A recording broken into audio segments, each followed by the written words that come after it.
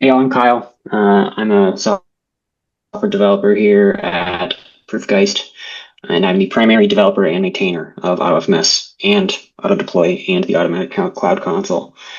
Um, AutoFMS is a server tool. It's primarily a developer tool used for a number of things, both integration focused as well as deployment focused and server management. And there's some additional like infrastructure assistance in there. Kind of the big feature that I think is the one basically everybody uses when they use AutoFMS is deployments. So notoriously, the FileMaker file deployments is a bit of a tricky thing because getting a file from one server to another requires like 17 steps, and most of those steps are difficult to do if you're not SSH'd into a server or if you're not super familiar with the command line or any number of other blockers that may be present. So the goal of the deployments tool in AutoFMS is to be able to say, I have a file on server A, that's my dev server, and I have a file on server B, that's my production server. I want to move my schema that I've changed in file A to be in file B. And with AutoFMS, that's relatively simple to set up. You say, move this file over there, do a migration. So this is the AutoFMS dashboard. Deployments is the big one right here. This right here you're seeing is just the deployments like history. So this is the log of everything that's happened on these servers. These servers that I'm going to show you stuff on today are test servers. So a lot of this stuff is going to be super, super repetitive. I have a bunch of these sub file from offsite things that you're going to see a lot. But let me get AutoDeploy opened up here too. That's on this server. AutoDeploy is kind of so AutoFMS exposes a developer API, and that developer API allows you to automate a bunch of the functions, or script, I guess, a bunch of the functions of AutoFMS, including the deployment process. AutoDeploy is basically interacting with that developer API to run those deployments and giving you a nice UI to set up all this JSON. So, okay, this is the AutoDeploy UI. So you'll see in here, I have a number of like different deployments. These are like really deployment configurations. So I have the offsite build test deployment configuration, which is a development to production deployment, which takes my test API file and installs it or replaces an existing file named test API dev. So now if I do this development to prod, you'll see this is a dev to prod. I'm using a just-in-time build. I'm installing test API as test API 4, right? I review and deploy, shows me a whole thing about what's going to happen here. I start now. This is going to take my test API file from my source server and just like zip it across to my other server. I suspect this will take 20 seconds. And that's just like moving a file between servers. Doing a migration obviously takes a little longer. There's some data migration happening. That's kind of the value prop of the deployments feature of AutoFMS is just moving files around. So 16 seconds. I got that file across those servers. I mean, it's a tiny file. It's a 3 megabyte file. But I didn't have to SSH into anything. I didn't have to make any copies manually. I didn't have to open and close my files, all that kind of thing. And these are super customizable. So, in these additional options thing here, you can run a script ahead of time. You can run a script afterwards if you need to do data migration that's outside of the DMT. You can change how files open and close. You can send a custom message to clients who might be connected when the deployment happens. These deployments can be scheduled. So if you want to run this deployment at 2 in the morning, but you don't want to stay up until 2 in the morning, you can schedule it to run then. And you can like send notifications. So you can schedule it to run at 2 in the morning and have it send you Slack notifications. So it'll send you a Slack notification when it starts. And then when it finishes, it'll be like, everything was great. Or if something fails, it'll tell you something that fails. And in addition, these deployments can have like sub deployments, which can have different sources. So you can do these kind of complex deployment flows where you're refreshing a staging server with schema changes you made in dev and the data from production. A bunch of stuff in here. The goal of the AutoMS deployments is to make it so that any of the things that you could possibly need to do to move files around in your server, you can do without having to get on your server. Beyond the deployments, builds is part of deployments essentially. This is basically pre-packaging files into a zip that you can move around, or you can make available to people, or anything really. This apps part just lets you, these are apps that you can deploy easily using AutoFMS. Using the deployments feature, there's a file browser, so if you can view files on your server, move them around, zip, unzip, upload, download, a bunch of stuff in here. You can look into your live databases folder, and you can go to the default folder, and you can do stuff with your container data and download it, that kind of thing. Yeah, so AutoFMS exposes proxies for the major REST APIs that FileMaker exposes. So the Admin API, Data API, and OData API, which let you authenticate using a key instead of using a token or a just basic authentication for OData. So this lets you use revocable keys through a proxy in AutoFMS, allowing you to use a single API key for all of the admin API rather than having to manage tokens, or, if you're using OData, rather than having you put your just like raw OData credentials into your file to use, you can put in a data API key. If somehow someone gets access to it that you don't want to, delete the data API key, make a new one. Done. You don't have to like go in and change a bunch of things. You don't have to do any of that. You don't have to access your file even necessarily, other than to change the key that you're using. So these are pretty great. And these still use the user account in FileMaker, so they're still the same as everything that you would need to do there, where you need to, manage access or anything like that. The user account they're using is still the one being used, so all that's still working. We got webhooks, which let you send data into files. So if you want to integrate a third party easily, and you don't want to set up a full, you don't want to use Claris Connect, or you want to do something that Claris Connect doesn't support, webhooks let you basically send a post request to a URL, or a GET request, or a PUT request, whatever. Send a request to a URL and just pass data into your file. This uses the data API to both create a record and also run a script. So it will create a record in the receiving table, and then run a script with this channel. So I have this test space file with this channel, and depending on what the channel is, you can handle it differently, and you can use the channel to say, have a QuickBooks integration and have a Microsoft integration, and handle them differently using the same file. So we have a number of people on our team who use this for data syncing, for integration with third parties, for a ton of stuff. One of the more recent features is MCP servers. So this lets you build MCP servers to integrate with AI agents, and you just choose a file. So if I choose this, actually, I guess if I choose this MCP starting point, this lets you choose a file and basically gives you ability to quickly set up integration.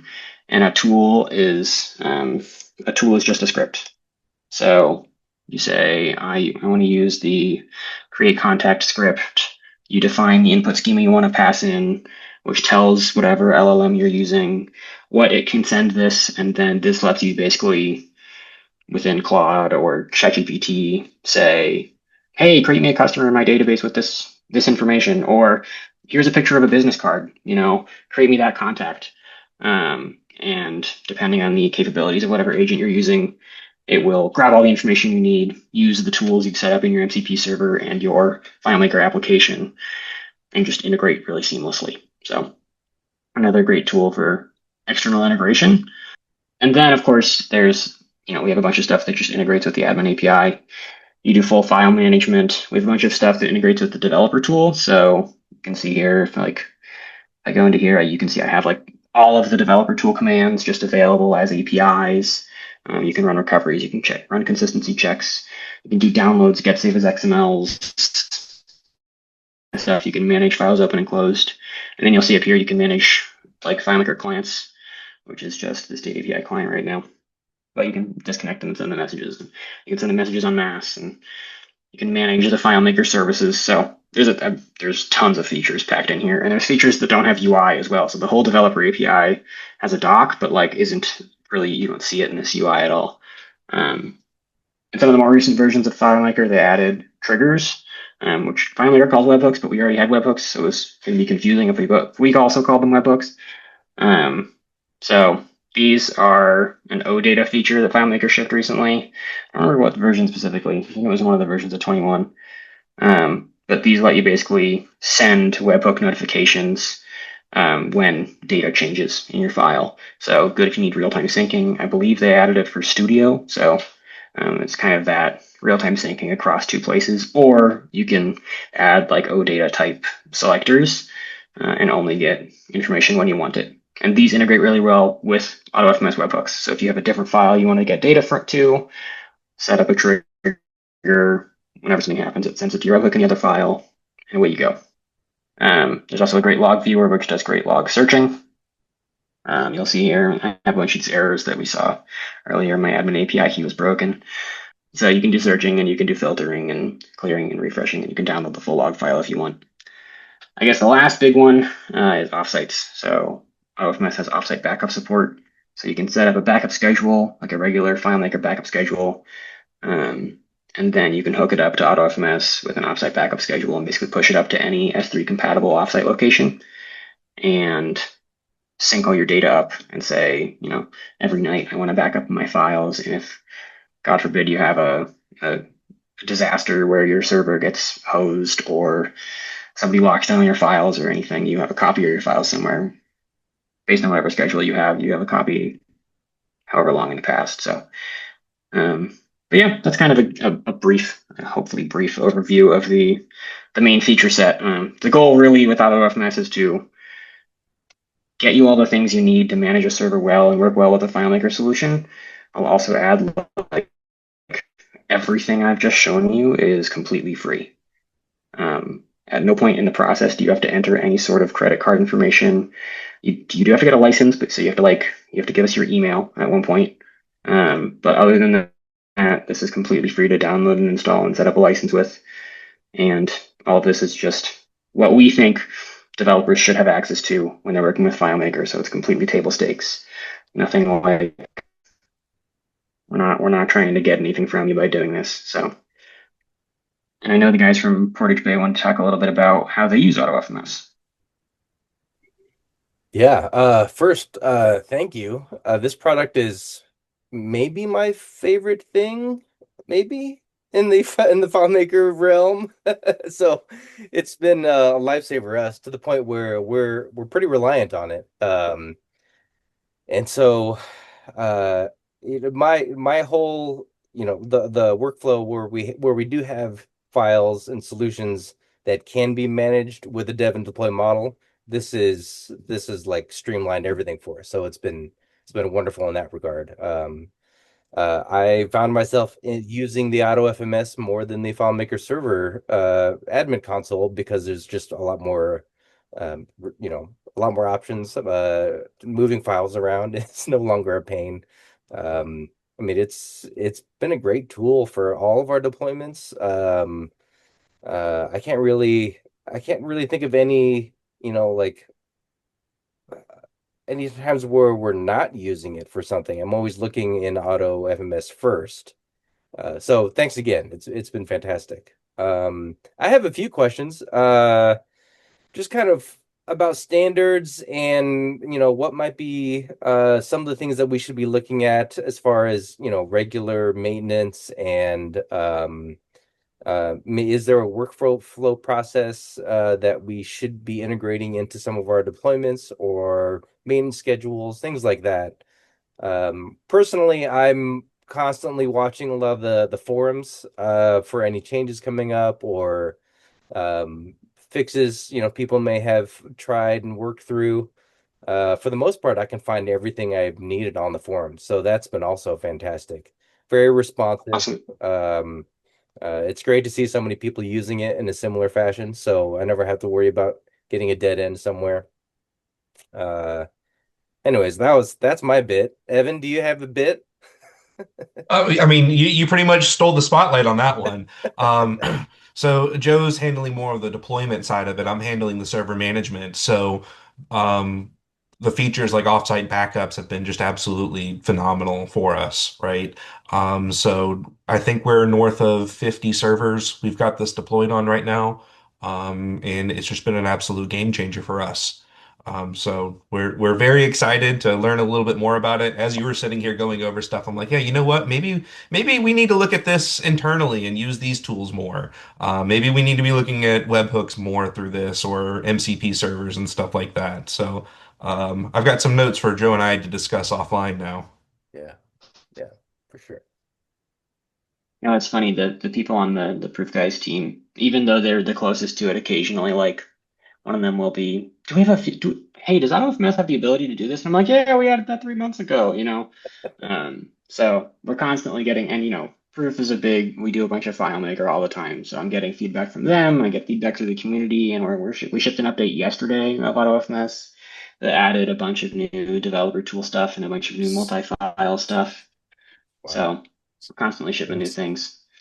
Yeah, the MCP server stuff. I had a coworker like discover them last week, and he got super excited because he has a FileMaker app that he uses for management, and he was like, "Oh yeah, I hooked up the OData stuff to it, and now suddenly I can just talk to my Claude, and it can tell me all these things about my app. It's great."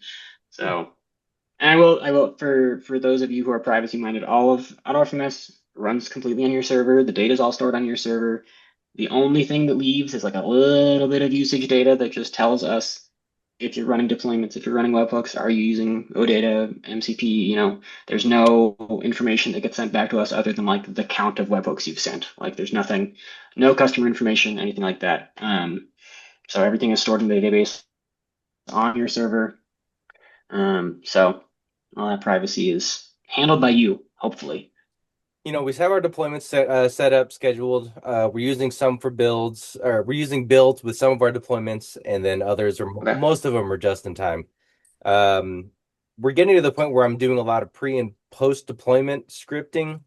And was wondering about the post or the calls to OttoFMS for the pre and post deployment script completion. Should we standardize on that and just do that all the time? Because I've noticed sometimes it doesn't really matter, but on processes where we're doing a lot of data updates, it's nice to call that at the end of that routine, just to verify. Yeah, to have the callback to make sure everything works. Right. I mean, I don't think there's a true standard, but it's really a use case kind of basis. So if you have a thing that's critical, I would definitely use it. If it's like you don't care that much if the script finishes, like users can still use the app if your script doesn't finish successfully. Right. I mean, if it's more, yeah, it really just depends if it's more important that the changes that you've made get there versus the script finishing. Because if you're the classic example is I have a name field and I'm splitting it out into a first name, last name field. All right, the data migration tool, it doesn't know what that is, right? So Right.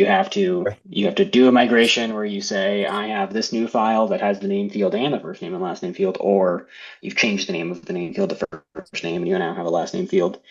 You run a data migration that adds the new fields, well, that scoots the data over into the file with the new fields, and then afterwards you run a script that splits out the names properly. So if your app's going to break because someone has a space in their first name, you should probably make sure that script finishes. Um, but if it doesn't matter, it doesn't matter. So Okay.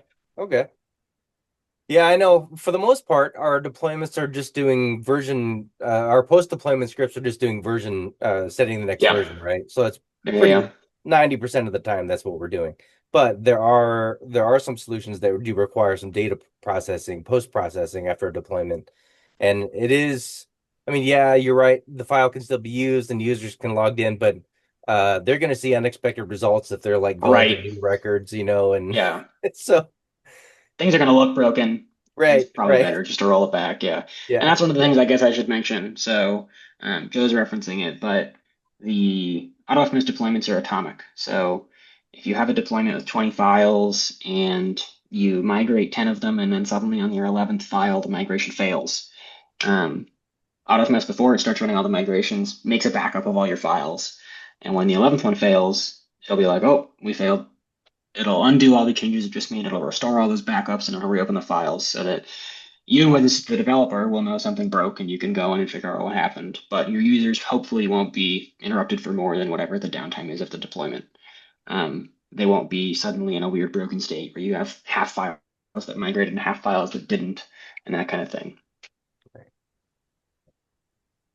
Like it's that kind of thing combined with the ability to schedule the migrations that is my favorite feature, being able to say work with a client and say, okay, we're ready to go.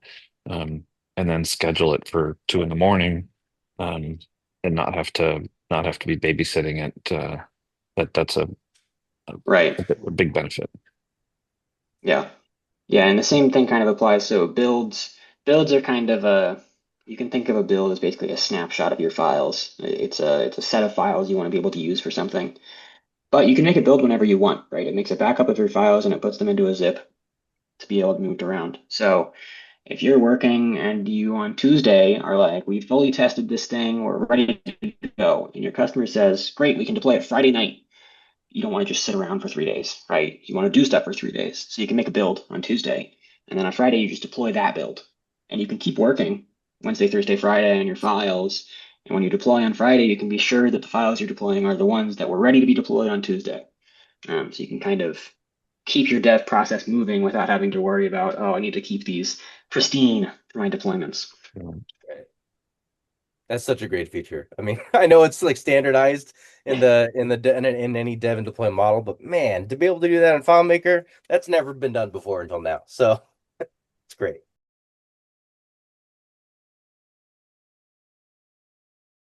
Yeah, for your first point about Zabbix, so we use Zabbix a little bit for we do some hosting with Automatic, and we use Zabbix for that. And my understanding is Zabbix is primarily monitoring, so you can use it to monitor server processes and that kind of thing. Is there any other features that you mean for Zabbix?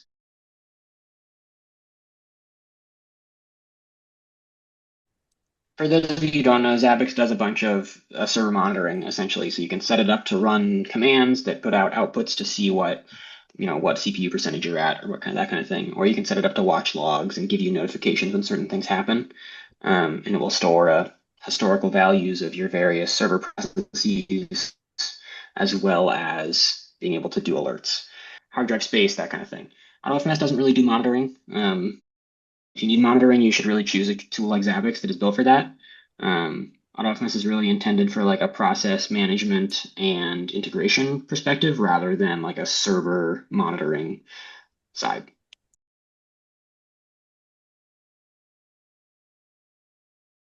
So AutoFMS has all the information to get all your hard drive information and all that kind of stuff to do this because it's doing it for deployments and it's doing it for file movement and all that kind of stuff. We haven't built in schedule management either into AutoFMS or into the automatic cloud console, which is you can think of like it's basically AutoFMS but for a bunch of servers at once. Question or two questions in the chat. The first one for the I have a dev file and a prod file and I've made some changes in my prod file. So FileMaker doesn't really have merging, so there's no way to grab changes from one file and like put it into a different file without overwriting what you've already done. Yet, I'll say. So AutoFMS doesn't handle that scenario. If you made some changes in your live file and you haven't made any changes in your dev file, there's certainly ways you can pull down a clone of your prod file and like basically rebase your dev file on it, and add your dev data into your current prod file. But I definitely, if you're going to make changes in a live file, you should use a tool like FM Comparison to compare your two files and see what's different and move those changes over so that you don't accidentally wipe them out the next time you're on deployment. AutoFMS has a full doc site. The doc site is also where the OttoDeploy docs are, and that answers hopefully most of your questions.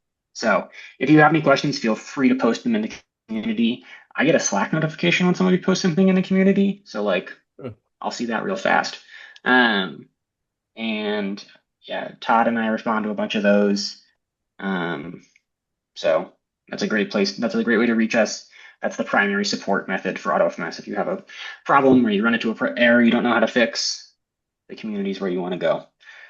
And yeah, brings up a good point that if you make changes in prod and in dev, so if you add a field in both places, for example, the IDs for those two fields might not be the same. And then when you try to run a data migration and it tries to map that data, it can't do it easily. And suddenly it's going to drop from a block mode migration to a record mode migration. Your migration is going to be way slower. So it's always a better idea to keep stuff moving from one direction instead of bidirectional.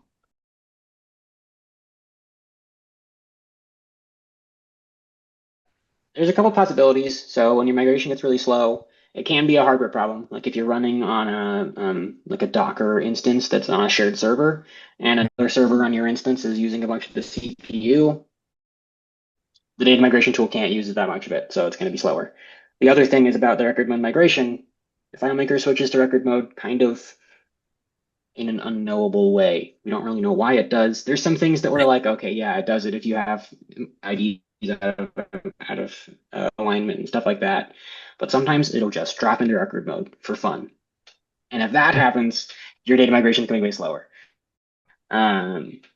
So you can, for the slow ones, you can look in the logs, and if like one of them says this dropped into record mode and it's like a 1 million record table, it's going to take forever. And there's not much AutoFMS can do about that. So, and yeah, Barbara brings up a good Barbara also works at Proof, and is a one of my biggest cheerleaders. But for if you need to make a bunch of changes and you need to work on multi things of development at a time, and you want to be able to kind of push to prod whenever you need to, in case you have like an emergent issue.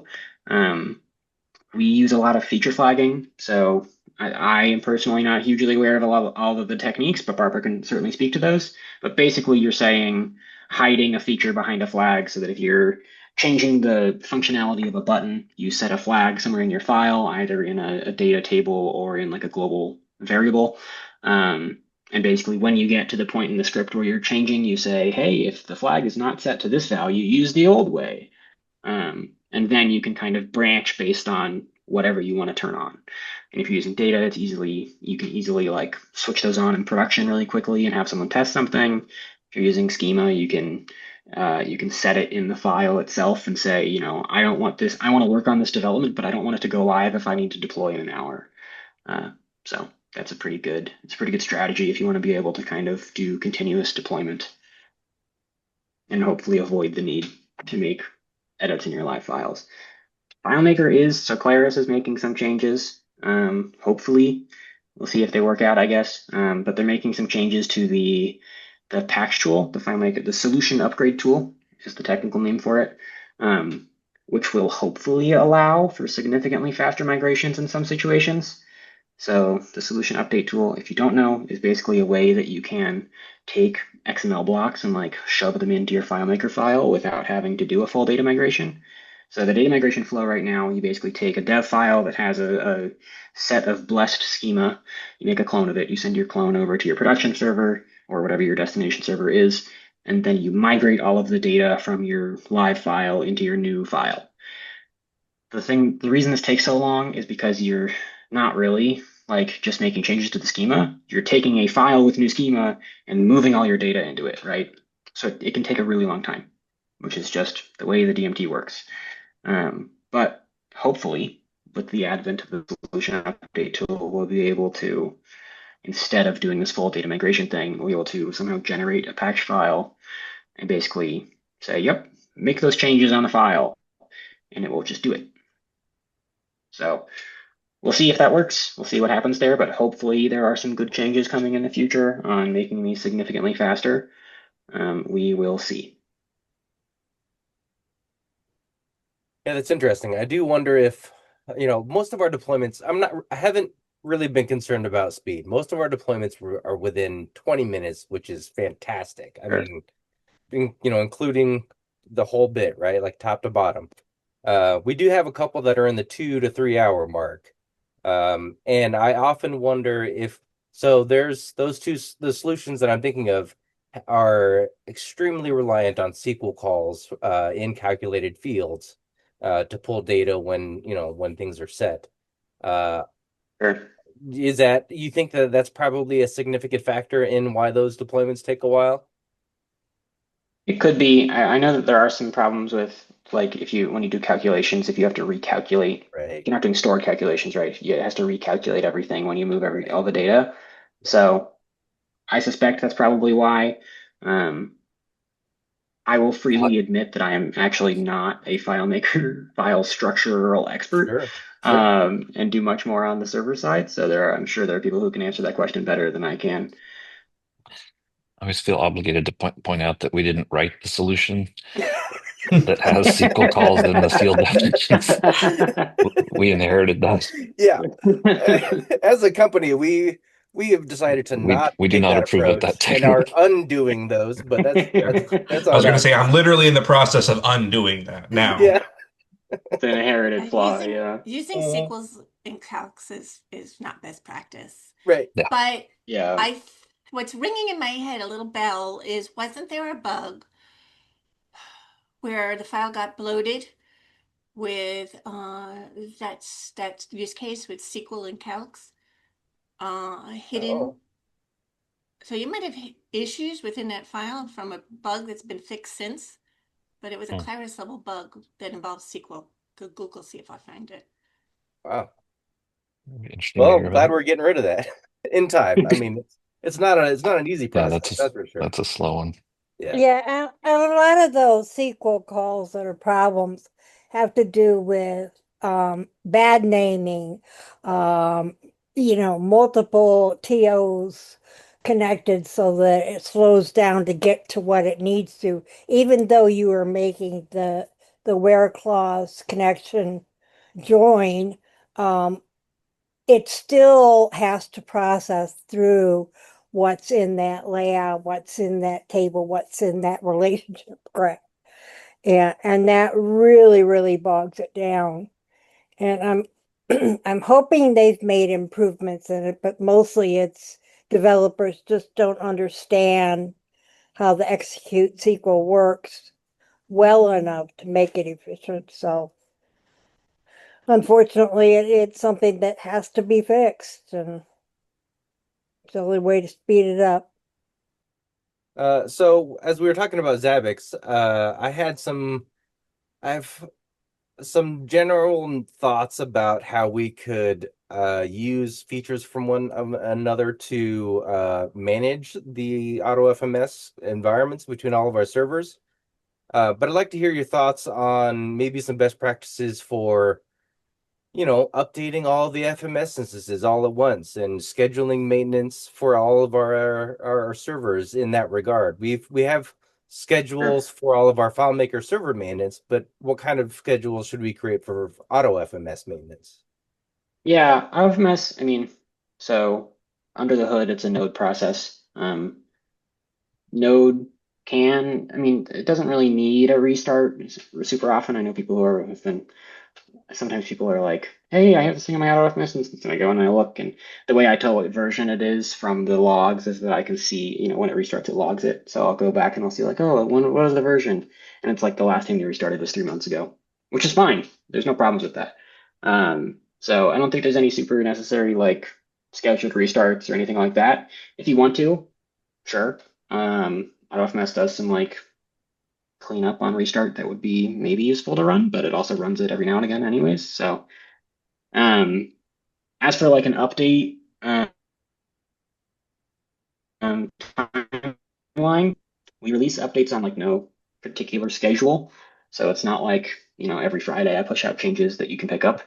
And if you want to know when the most recent updates happen, I usually post in the community under an announcements tag, so you can see them there. So I have no super strong, like, set up a schedule that's going to run your AutoFMS thing at this time. I have no strong recommendations about that because, frankly, you can just leave it running there and it'll do its thing and be fine. Yeah. All right. Yeah, I will say the newest version of AutoFMS 4.17, which was released yesterday, makes it so the upgrade process should be faster and less painful. Not really painful. There's a script you can run to run the upgrades. It's super simple. It runs the installs too. So if you ever need to install AutoFMS, it's like a one-line script. You just like type into you don't even have to type it. You just copy and paste it into a terminal and it runs. Boom. And that script has been updated to the new versions of AutoFMS. They used to have to like uninstall and then reinstall, and now they just install. And they can install on top of themselves and work. So that should make them slightly faster. Yeah, no specific recommendations there. Okay. I mean, we've been playing around with the idea of having a Zabbix active agent, so you can set up an active agent on a server in Zabbix to do certain very minimal things, right? Sure. So we were thinking maybe we could use Zabbix agent to run a bash script on all of our servers all at once to update. But then we were thinking, well, Sure. why don't we just write a bash script to shell into all of the servers and do it that way? Yeah. Like I Well, think so.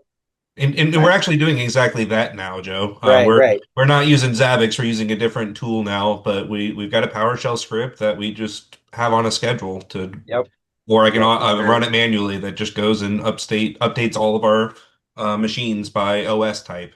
Yeah. Nice. Yeah, and that's basically what we do. So our hosting team basically does the same thing. Okay. We have a tool we use that says, you know, upgrade all Linux servers, upgrade all the Windows servers. Yeah.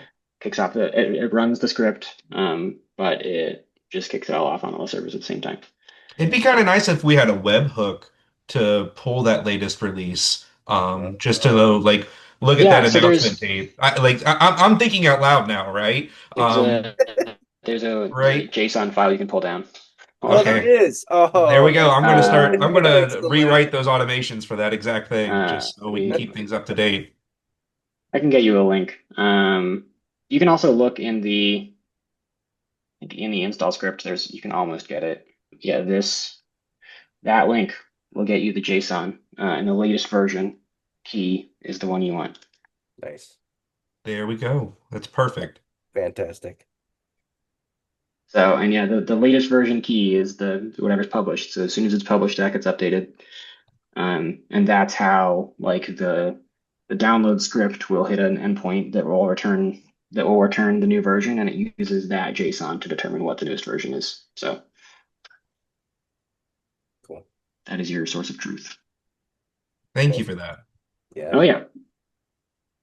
So yeah, if you just want to pull that nightly and say, oh, there's a new version of OttoFMS, you totally can. Yeah. And yeah, if you're using OttoFMS and you want to be able to do it on multi-server, we have a hosting company, Automatic, that does a bunch of FileMaker hosting, but the Automatic Cloud Console, which is the console for managing your Automatic servers, also lets you attach non-automatic servers to it. So if you have servers hosted on-prem or with another hosting provider that are running OttoFMS, you can connect them to the Cloud Console and then look at all your servers in one place instead of having a bunch of tabs open. So that's like the big win for Automatic, the Cloud Console is you can just have all your servers in one place. There's a really quick like move a file to another server setup in there that lets you just move files around really easily without having to go into OttoDeploy. And that's at Console Automatic Cloud. Also completely free to set up and use with on-prem servers. So, and that has like 95% feature parity with OttoFMS for the UI, and it has the features added on. So I think the only thing you can't do that you can do in the OttoFMS console is that you can't set up your admin API keys, because that's a security problem to have those in the Cloud Console. But yeah, so you can manage all the data API stuff. You can manage all your files, and you can move files around, and you can manage your file browser, et cetera, et cetera, et cetera. So. And the Cloud Console also has some additional tools, like FMSDG, which lets you format SVGs really easily for FileMaker, mod, which lets you view like most recent modifications to a file. The big new one is the top call stats tool, which lets you analyze your top call stats logs. So if you have a solution that's running really slowly, and you don't know why, but randomly it'll spike and things will take a minute and a half, you can choose your server in a dropdown or upload your own top file stats log, and then either upload some XMLs or pull XMLs from a server using OttoFMS. And it will basically like let you do some manipulation and see like, oh, here are my queries that are taking 5 minutes. This is the table and field that they're happening on. You can click in and view what scripts are calling what and that kind of thing. So the goal is to be a performance analysis tool and assist you in finding problems in your solutions. Also completely free. Awesome. Yeah, I'm gonna have to go check out the console. Oh, sorry. I was gonna say I'm gonna have to check out the automatic console. I didn't realize that was Yeah. there was a free side to that. Yeah, so it's completely free. I mean, if you get a hosted server with us, they get like slightly more things just because that's how we give people access to their backups and things like that and their monitoring. But if you have a server that's hosted elsewhere, you can totally add that. You just have to, you put in an admin API key for your server. It communicates to AutoFMS for everything, and then you can go forth and prosper. Yeah, the log viewer is in the Cloud Console as well. Oh yeah, that's a thing I guess that we didn't touch on. So AutoFMS has an app log, which basically lets you in your file, you can post to an AutoFMS endpoint and just send like a text entry, and it will log that to a file. So, and you can log whatever you want, right? You just send text, so you can put whatever you want into the log. It'll send it to a log file. Let me see if my log viewer is working because it'd be more interesting if I could show this to you. Yeah, no, that's cool. And then, of course, you can look at it like you can look at all the other logs. You can search it. You can like say, I had somebody at 8 o'clock this morning reported a problem where something behaved weirdly, but the script that they said behaved weirdly, I log. So you can go in and see what happened in the script and see, at line 27, where I logged this piece of information, it was not what I expected. So you can do that to help debug without having to be psychic or something. I don't even know how you would debug that otherwise, right? Other than trying to recreate the exact scenario. Right. So sounds pretty nice. And that just sends simple HTTP requests to AutoFMS to an API. It's at a level, so you can say it's an error, an info, or what have you. That's fantastic. I mean, literally building that. It's a fantastic feature, and it's like, buried under 1,000 features that Kyle keeps I know, rolling out. it's right. But it that is, one. I go all the way back where you're troubleshooting a script with a custom dialogue. I am here. I am here. I am here. So this is the college level version of the custom dialogue. You just a little. He has sample what you do to get it to work in their documentation, auto logging, and you can do anything. You can write anything up into that log. So you can write JSON. You could just simply say, I'm here at this line, or this is the value of this variable. But I use it all the time to troubleshoot PSOS scripts. Or transactional scripts, like, where am I in this? Especially if I'm running a big transaction with a big loop or something like that, it is just really helpful. I mean, some people like to have another file that is a log, and that valid cases for that. But this is a little bit more just during dev troubleshooting type of a thing. It doesn't need to be permanent data. So I am a big advocate. I call it the Barbara feature, quite honestly. I take ownership. So that's it. Check that out. It's a little hidden gem. Yeah, that's fantastic. I mean, Evan, we were talking about that last week. I think we're switching that whole conversation to using this now. Yeah, definitely. That's awesome. Wow. Okay. There's a somewhat recent feature for what my coworkers are jokingly calling small notes. But it's just file notes. It's like a if you've ever used like a GitHub type thing, it's a README basically for your FileMaker files. AutoFMS, you can add a note to your file. It's just like a quick little thing. So you say, I'm in my file list, this big file. I want to add a note about this file. And I say this file is big. And this just pops up here. So if you have a bunch of people working on one server and you want to be able to keep tabs on what's what, add that, and everybody knows what file is what, and you can easily keep track of things. Yeah, so that one's just fun. And one of my coworkers was like, I want to have a README for my file. And I was like, I can do that. Yeah.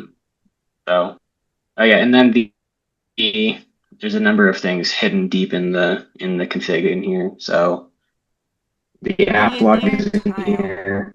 You just generate a token. The auto controlling the server name with the environmental tags. Oh, yeah. We'll talk about that. But yeah, the app log settings here, you just generate a token, and then so that makes it so not everybody can just write whatever they want into your log, right? Yeah. And then, yeah, the docs are here. The app log, and there's an app log guide. This, you just send a message that has your token, a level, and a message. And then there's a sample file here. Or if you're working on a Mac and you have Raycast, my coworker Eric made this great thing for copying and pasting script snippets that you can use there. Just put that in. So, but then Otto can also do like automated file deletion from your Remove by FMS folder. If you want to just delete stuff that hasn't been touched in a month, you can just do that. There's some settings for just like builds and deployments, debug logging. We have a Google authentication. So if you have using Google OAuth, the FileMaker Google OAuth setup is pretty good, but it doesn't do Google Groups. It just does like, does this user have access? And it doesn't tell you this user has these 6 groups. So OttoFMS, you can basically connect to Google Auth, and it will work as you set it up as an external OAuth provider in FileMaker, and it will go through basically a proxy in OttoFMS that adds the Google authentication, the Google group information, so you can do group-based Google authentication. Yeah, and then Barbara's point, so this appearance tab, you can set a color for your server. So like if I want my server to be orange, you can pop in here and you're like, oh, I'm in my orange server. That's my prod server. I shouldn't delete all these files. And you can set an environment tag. So we have dev, staging, prod, and then you can also add a custom one that's like, this is my test server, right? If you have a different tag that you want to use, you can set color and everything in here if you want. So if you don't like the colors we've chosen for you. But then you can set a nickname here, right? And this nickname is displayed here in the bottom of the screen. You can probably see that. I can't see that behind my own face, but it's displayed here in the bottom of the screen next to the time. And there's an option here to override the FileMaker server name. So, oh my gosh, the Zoom thing is in the way. So in the admin console, which you can easily access from the top right, I log in here.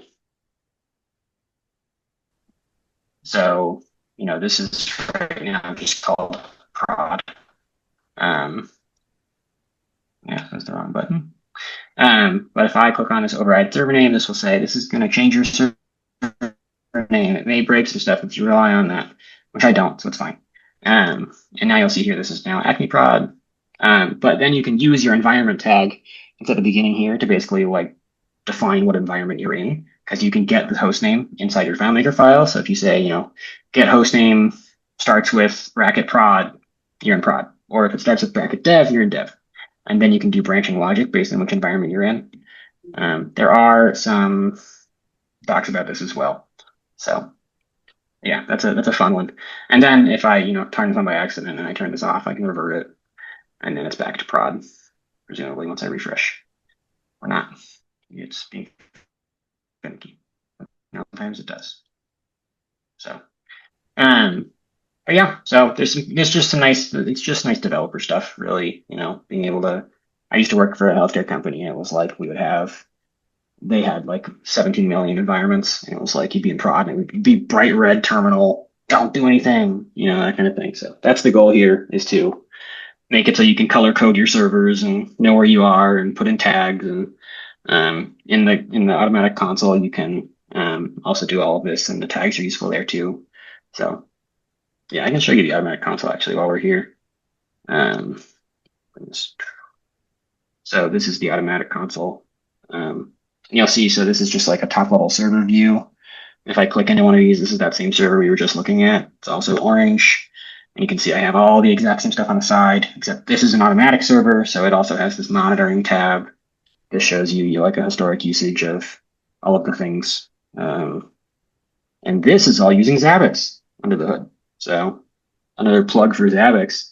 But yeah, so this you can do a bunch of areas. Looking at monitoring, you can look at logs at the same time, except my logs aren't going to work because they aren't working for me because my internet's being funky. I promise they work.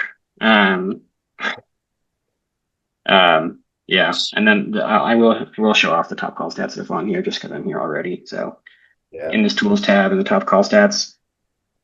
So if I upload this log in these XMLs, which processes all these XMLs really fast. So you can see here this is like a period of log from October, which you can see if I go into the timestamp view. So you'll see this is from October 13th to October 14th, and there's a spike right here. So let's see what's going on during this spike. Oh, there's a spike right here. Let's see what's there. And I can see this is my log down here. And if I sort this by total elapsed, you'll see, oh, I have this help logs changelog ID thing. It's taking 3 minutes. And this is actually, so the reason it's showing a bunch of these in 30-second increments is because the top call stats takes a snapshot every 30 seconds. This is fixed in a future version of the console, which will compact all these into a single line instead of having a bunch of duplicates. But so I have a find that's taking a really long time on this changelog. I can inspect, and this pulls up kind of a simple XML viewer. Basically, it shows me a bunch of stuff in my file, so I can see this changelog ID that this find is happening on is used in 29 script steps and 3 layouts. So from there, I can probably figure out what's happening here to see what's causing this problem. And then you can click through your file and see what all the layouts are. And this one you can like hop in here and see, oh, I have 2 layouts using the Apex Blue theme. So it's also useful for other stuff. If you want to do like a simple, quick XML analysis without breaking out FM perception or something like that. So. Wow, that's great.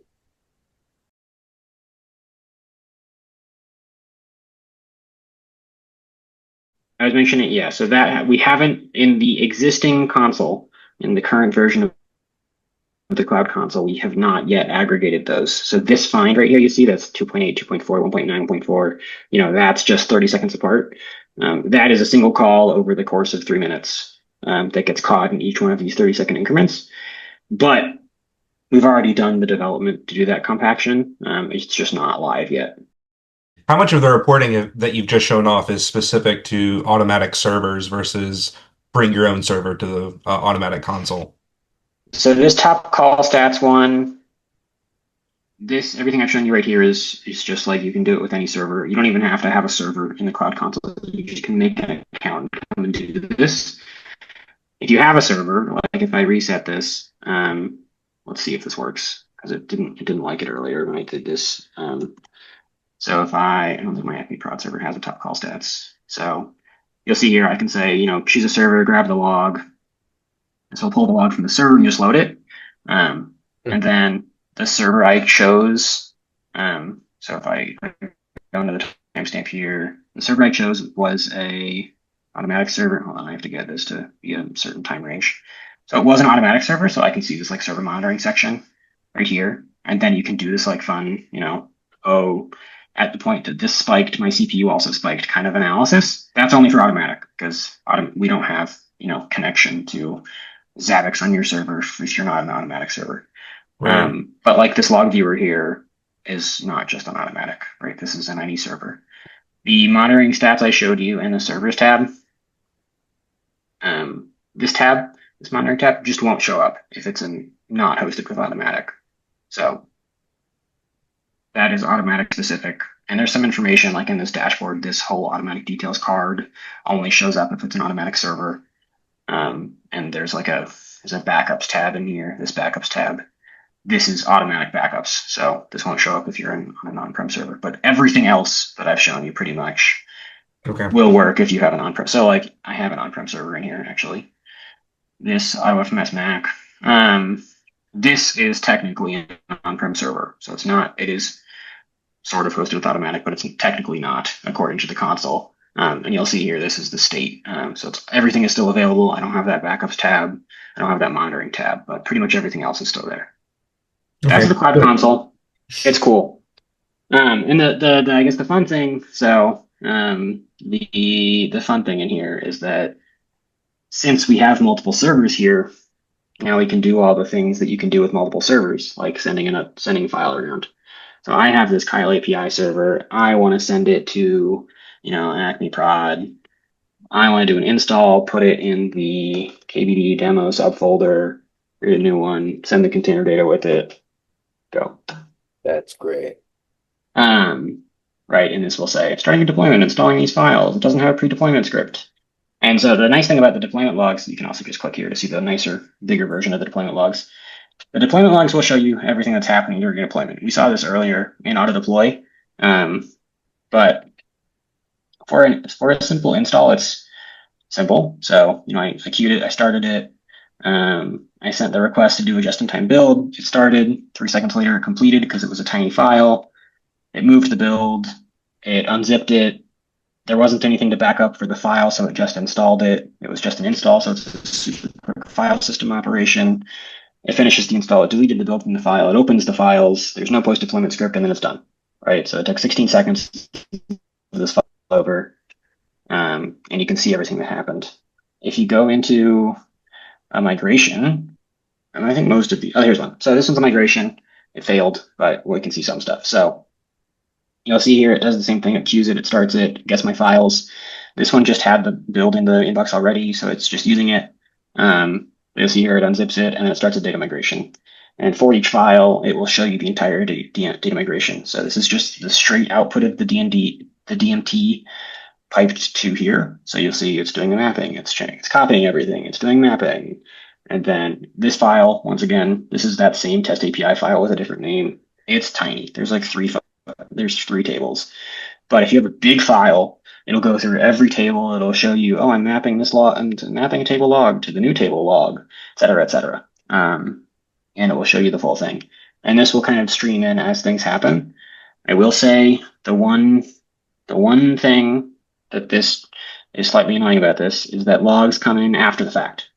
So the DMT logs this whole block that says mapping fields in source table RC to target table RC after it has finished mapping and moving the entire table RC.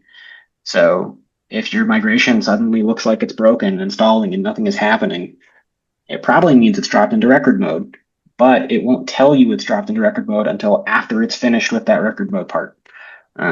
So that's like a thing that causes consternation because it won't tell you it's going to be slow until after it's been slow. But I can't do anything about that, unfortunately. So,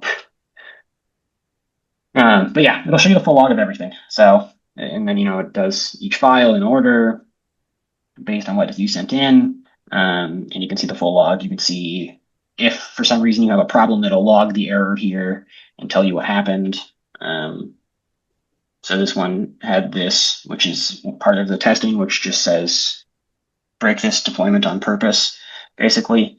And then if that happens, it will revert. So this is just testing the reverting. So you'll see it breaks it, and then it makes these backups and it reinstalls everything. So it reinstalls all the files that I had at the beginning, and then it's done. So yeah, so big detailed logs in here. And then every deployment runs a build. We talked about the builds earlier. You can also see build logs in here. So this was using an OttoFMS test clones, and this one's very exciting. It makes a bunch of clones and puts them in a folder and zips it. So yeah, I don't know, that covers most of the features here. The docs are a great place to go. Do I have the docs open? I don't. They're docs.automatic.cloud.